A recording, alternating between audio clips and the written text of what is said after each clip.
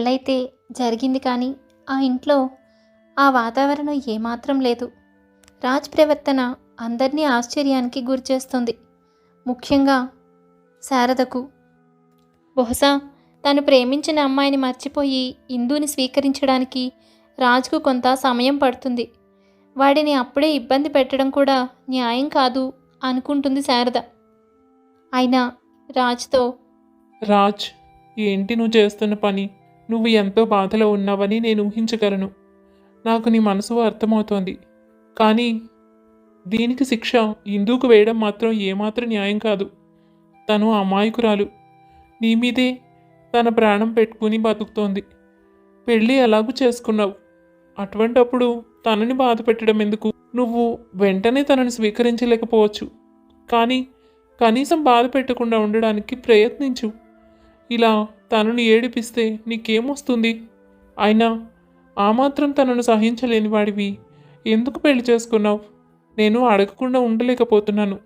ఆ రోజు నాన్నతో మాట్లాడతానని వెళ్ళిన వాడివి తెల్లారు లేస్తూనే నేను ఈ పెళ్లికి ఒప్పుకుంటున్నానని ఎందుకు చెప్పావు?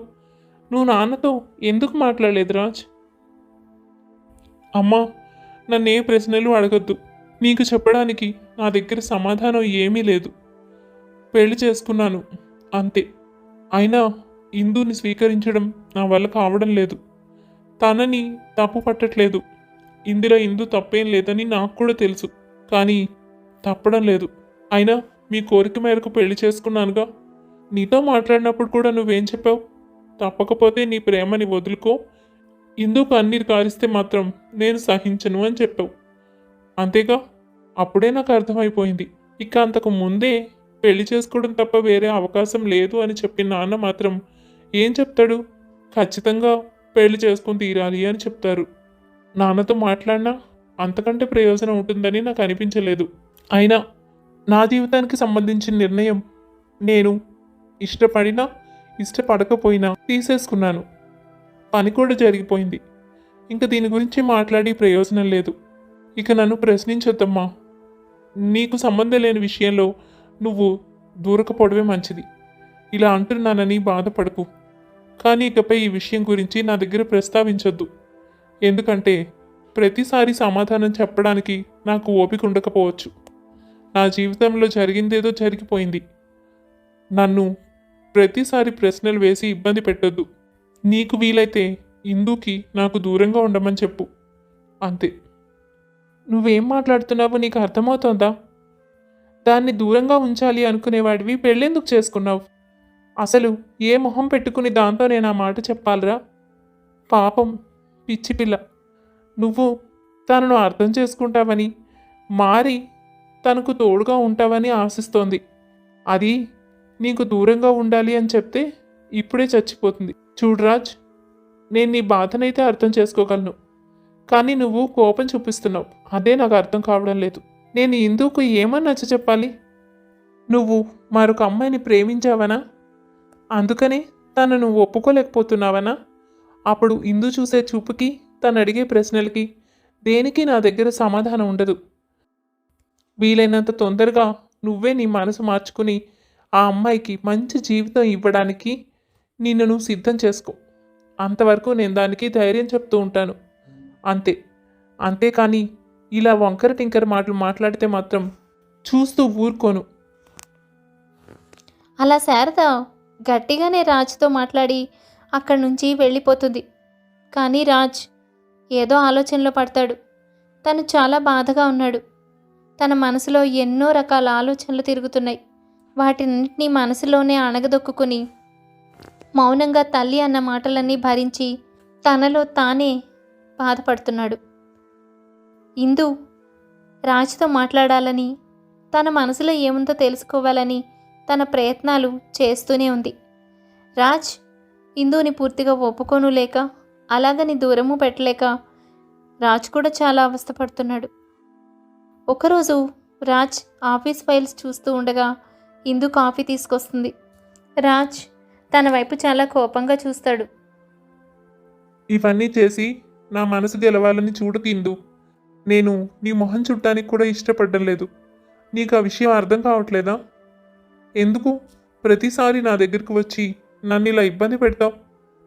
ఇందు ఏమీ మాట్లాడకుండా కళ్ళలో నీళ్లు నింపుకుని కాఫీ అక్కడ పెట్టి వెళ్ళిపోతుంది. తను వెళ్ళిపోయిన తర్వాత బాధపడుతూ కాఫీ కప్ తీసుకున్న రాజ్ ఆ కప్పు కింద ఒక చీటీ ఉండడం గమనిస్తాడు. అందులో, మీరు కోపంగా ఉన్నా అందంగానే ఉంటారు బావా. కొంచెం విశ్రాంతి తీసుకోండి.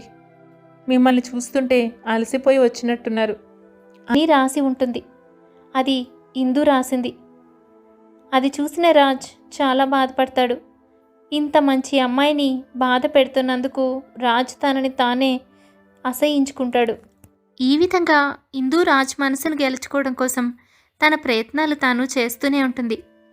మనసుకు ఎంత బాధగా అనిపిస్తున్నా, సంగతి అర్థం కాకపోయినా శారద ఇచ్చే ధైర్యంతో, తన సపోర్ట్తో ఇందు రోజు నెట్టుకొస్తోంది. ఒకసారి ఇందుకు విపరీతమైన జ్వరం వస్తుంది.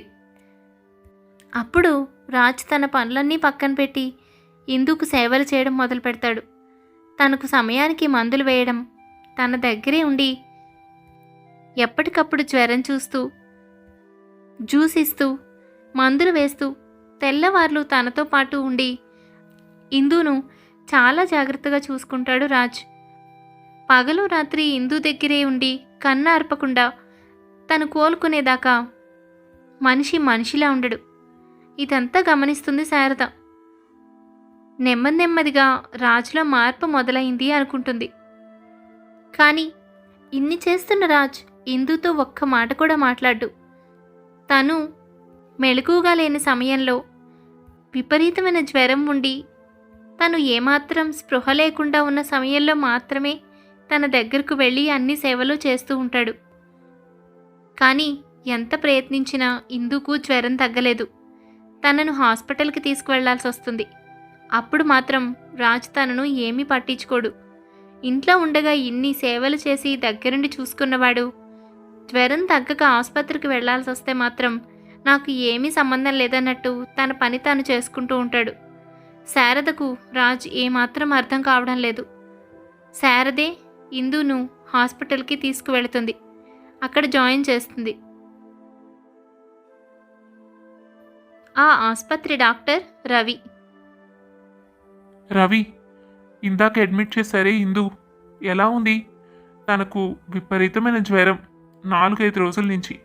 నేను చాలా జాగ్రత్తగా దగ్గరుండి చూసుకున్నాను.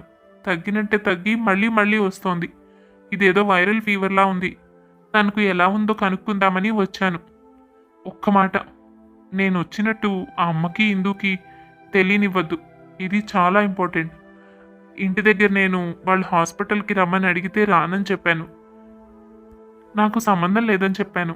సో వాళ్ళకి మాత్రం నేను వచ్చినట్టు చెప్పొద్దు. తన కండిషన్ ఎలా ఉంది?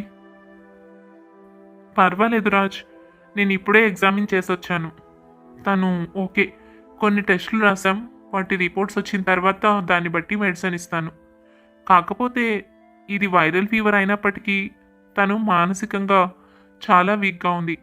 అందుకే తొందరగా జ్వరం నుంచి కోలుకోలేకపోతుంది. ఇందు కాస్త స్ట్రాంగ్గా ఉండాలి. అప్పుడే నేను ఇచ్చే మందు కూడా తనకి బాగా పనిచేస్తుంది. దాంతోపాటు ఇంటి దగ్గర జాగ్రత్తగా చూసుకోవాలి. తను ఏ విషయంగానో బాగా బాధపడుతున్నట్టు అనిపిస్తుంది రాజ్. చాలా వీక్గా ఉంది. నువ్వు చూస్తే నువ్వు వచ్చిన విషయమే తనకు చెప్పకూడదు అంటున్నావు. నీ భార్యే కదా, నువ్వు వచ్చావు, తన గురించి చూస్తున్నావు అని తెలిసినప్పుడు ఆమె సంతోషంగా ఫీల్ అవుతుంది. అలాంటిది ఐఎమ్ సో సారీ రవి. ఇప్పుడు నీకు అవన్నీ నేను ఎక్స్ప్లెయిన్ చేయలేను. కానీ ప్రజెంట్ నా సిచ్యువేషన్ అది కాదు. తనకి ఈ విషయం తెలియకపోవడమే మంచిది. నువ్వు రిపోర్ట్స్ని బట్టి తనకి ది బెస్ట్ ట్రీట్మెంట్ చేయి. తను స్ట్రాంగ్గా ఉండాలన్న విషయం పదే పదే తనకి, మా అమ్మకి చెప్పు. ప్రస్తుతానికి నేను ఇంతవరకే చేయగలను. త్వరలోనే నా పరిస్థితులన్నీ చక్కబడతాయి. అప్పుడు నేను జాగ్రత్తగా చూసుకుంటాను. అప్పటిదాకా నువ్వు స్ట్రాంగ్ మెడిసిన్ ఇవ్వు. తనకి ఏమీ కాకూడదు.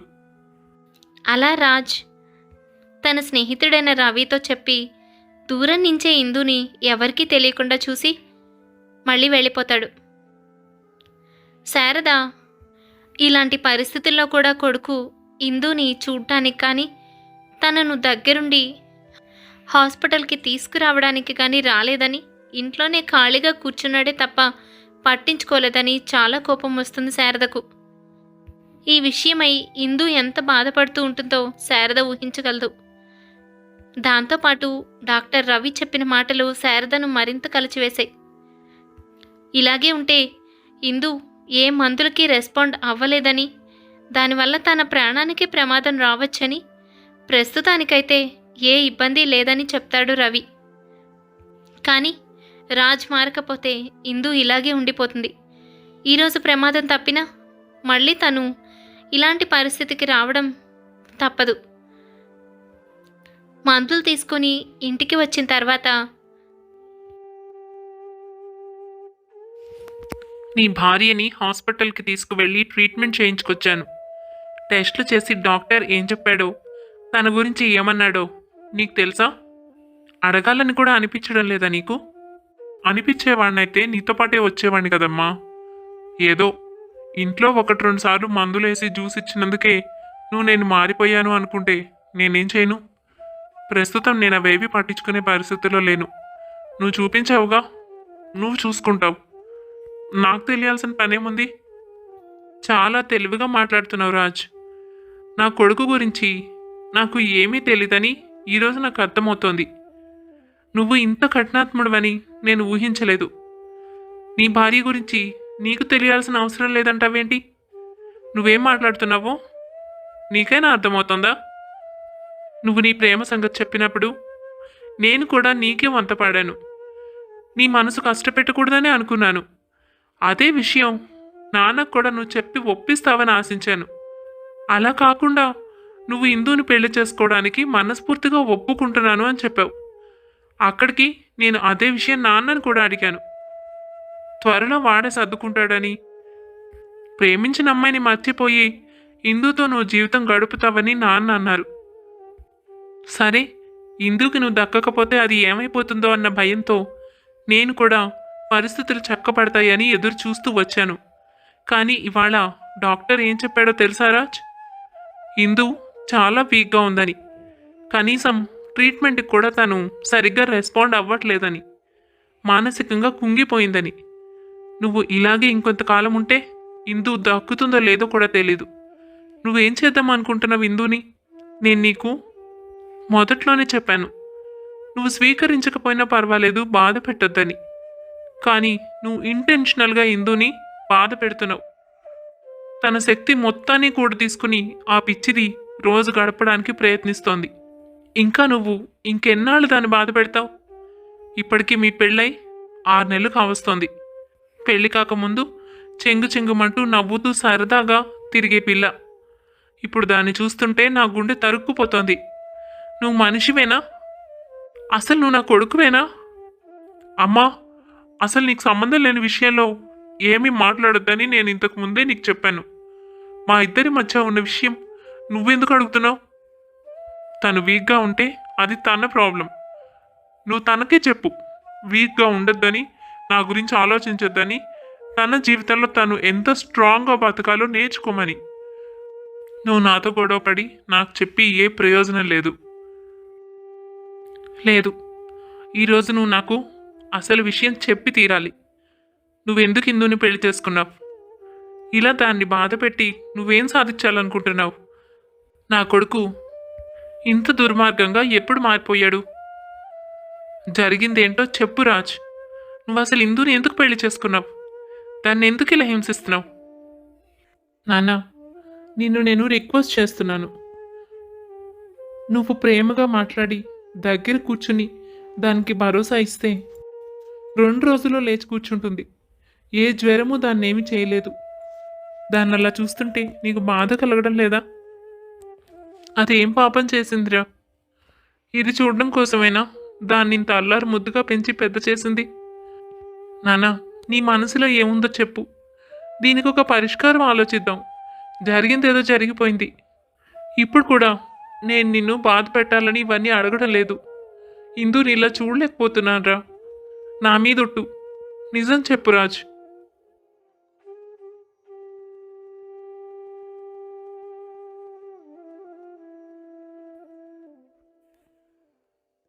శారదా, ఇంకా వాడిని ప్రశ్నించడం ఆపి నువ్వు ఇక్కడి నుంచి వెళ్ళిపోరాజ్. అమ్మతో నేను మాట్లాడతాను.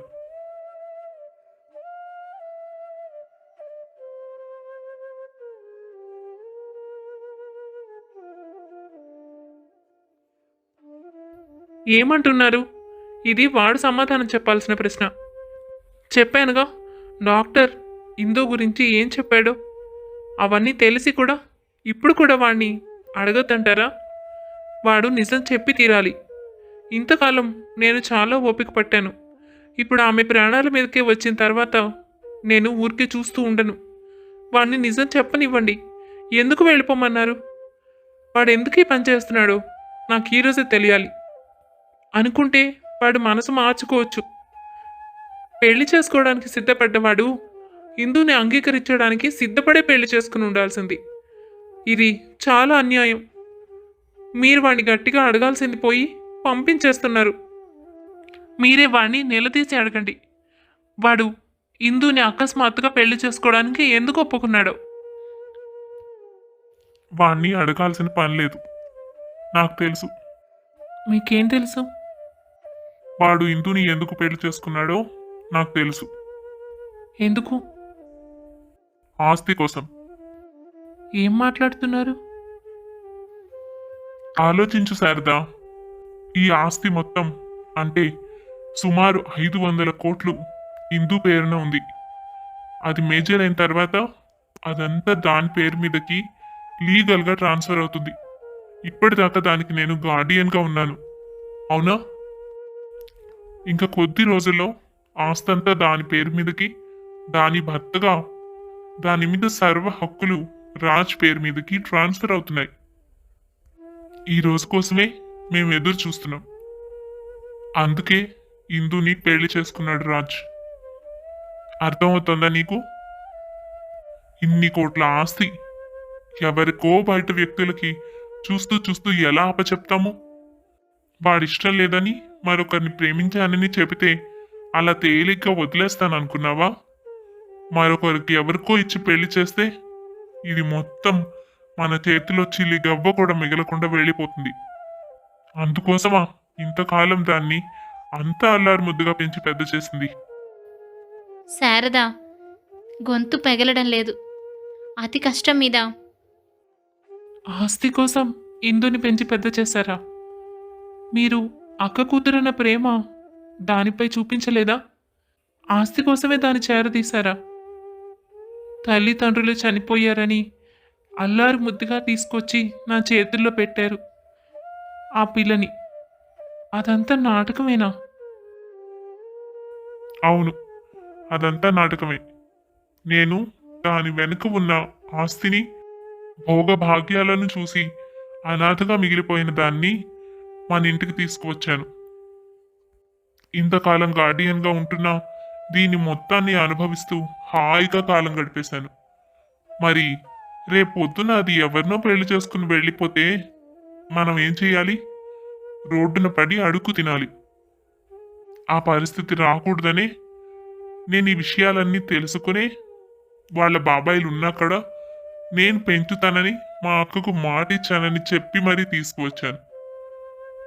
అందుకే రాజ్కి కూడా విషయం చెప్పి వాడిని ఒప్పించాను. వాడు కూడా నేను చెప్పింది అర్థం చేసుకుని వాడు మరో అమ్మాయిని ప్రేమించినా నేను చెప్పిన దాంట్లో నిజాన్ని గ్రహించి ఇందుని పెళ్లి చేసుకున్నాడు. అంతేకాని వాడు మనసు మార్చుకోలేదు. అందుకే ఇందుతో వాడు అడ్జస్ట్ కాలేకపోతున్నాడు. ఇప్పుడు అర్థమైందా? నా కన్న కొడుకే ఇంత దుర్మార్గుడా అని బాధపడుతున్న నాకు మీరు మాట్లాడుతున్న మాటలు మరింత బాధని, మానసిక వేదనని కలుగజేస్తున్నాయి. ఇంత ప్రేమగా అల్లారు ముద్దుగా పెంచుకున్న మేనకోడలు మీకు కేవలం ₹1 నోటా? ఇలా బలవంతంగా పెళ్లి చేస్తే అదేమైపోతుంది అని ఆలోచించలేదు. కొడుకు ప్రేమించిన అమ్మాయిని వదులుకొని సుఖంగా ఎలా ఉంటాడు అని ఆలోచించలేదు. ఇప్పుడు వాళ్ళిద్దరి జీవితాలు ఇలా చిన్న భిన్నం అయిపోవడానికి మీరే కారణం. మీరు చెప్తే మాత్రం వాడు దీనంతటికి ఎలా ఒప్పుకున్నాడు? నాకు తల తిరుగుతోంది. ఇప్పుడు దానికి ఏమైనా అయితే ఎవరి దిక్కు? ఆస్తి మీ చేతికి వస్తుందేమో, కానీ ఇందు పరిస్థితి ఏంటి? అదంతా నాకు తెలీదు శారదా. నేను నా స్వార్థం మాత్రమే చూసుకునే మనిషిని, అంతే. ఇంకా రాజ్ నా కొడుకు, వాడెందుకు ఒప్పుకోడు? వాడికి కూడా నేను చెప్పిన దాంట్లో నిజం ఎంతుందో అర్థమైంది. ప్రేమదే ఉంది, అలాగే అనిపిస్తుంది. కానీ ఇన్ని 100 కోట్ల ఆస్తి ముందు వాడి ప్రేమ ఓడిపోయింది. వాడికి చాలా తక్కువగా కనిపించింది. అందుకనే ఇందును పెళ్లి చేసుకున్నాడు. వాడు నిజాన్ని గ్రహించాడు. ఇక మనసు మార్చుకుని ఇందుతోనే ఉంటాడా, తనను పూర్తిగా స్వీకరిస్తాడా లేదా అనేది వాడిష్టం. ఆ విషయంలో కూడా నేను ఎక్కడ బలవంత పెట్టాను, అది వాడి మనసుకు సంబంధించిన విషయం. మరో 4 రోజుల్లోనే ఆస్తి పేపర్లు తయారు చేసి ఇందు సంతకం కోసం తీసుకొస్తాను. అప్పటిదాకా విషయం బయట పెట్టావో జాగ్రత్త. నేను మనిషిని కాను, నా సంగతి నీకు పూర్తిగా తెలీదు. ఇంతకాలం నువ్వు నా గురించి ఏమీ అర్థం చేసుకోలేదు. ఇప్పటిదాకా కష్టపడి నాటకం ఆడింది ఇందుకోసమే. తర్వాత ఏం చేస్తాడన్నది రాజిష్టం. వాడికి నాకు కావాల్సింది ఆస్తి. అది మా చేతికి వచ్చిన తర్వాత ఏం చేయాలన్నది అప్పుడు ఆలోచిస్తాం. నీకంత ప్రేమ ఉంటే ఇందుతో ఈ గొడవ ఇంకా పెద్దది కాకుండా తనకు ధైర్యం వచ్చేలా ఏం అబద్ధం చెప్తావో చెప్పుకో. అంతేకాని ఇకపై వాణ్ణి కానీ నన్ను కానీ ప్రశ్నలు అడిగి విసిగించుకు.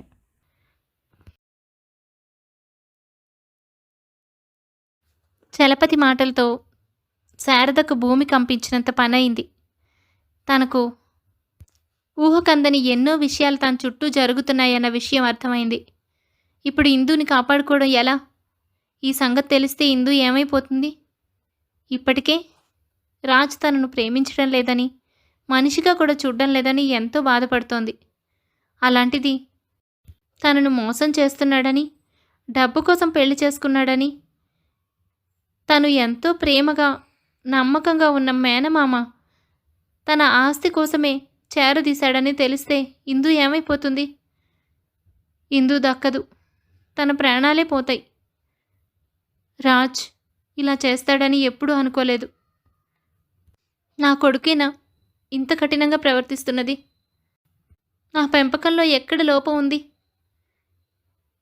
ఇలా రకరకాల బాధలు శారదను చుట్టుముట్టాయి. ఈ సుడిగుండంలో నుంచి ఇందుని బయటపడేసేదెవరు? తనకు న్యాయం ఏ విధంగా జరుగుతుంది? అది తెలియాలంటే వచ్చే భాగం వరకు ఎదురు చూడాల్సిందే. కథ నచ్చింది కదూ? అయితే తప్పకుండా లైక్ చేసేయండి. మరింకెన్నో మంచి మంచి కథల కోసం మా ఛానల్ని సబ్స్క్రైబ్ చేసుకోండి. కథ చివరి భాగంలో మళ్ళీ కలుద్దాం.